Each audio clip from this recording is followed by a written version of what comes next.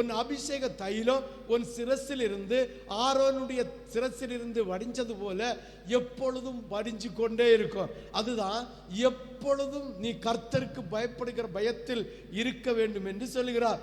உன் மாடுகளின் பலனையோ உன் ஆட்டு உன் மந்தைகளையும் ஆசீர்வதிப்பார். சகல ஜனங்களை பார்க்கிலும் நீர் ஆசீர்வதிக்கப்பட்டிருப்பாய். உங்களுக்குள்ளும் உங்கள் மிருக ஜீவன்களுக்குள்ளும் ஆணிலும் பெண்ணிலும் மலடு இருப்பதில்லை. 15 கர்த்தர் சகல நோய்களையும் அப்ப ஏன் கர்த்தராகிய தெய்வம் இந்த தேசத்திலும் நம்மிடம் இருக்கிற நோய்களை மாற்றவில்லை என்றால், கர்த்தருடைய ஆசாரியனை கர்த்தருக்காக திறப்பில் நின்று ஜனங்களுக்காக வழக்காடுகிற ஆசாரியனை நீ கனவீனப்படுத்துகிறீர்கள்.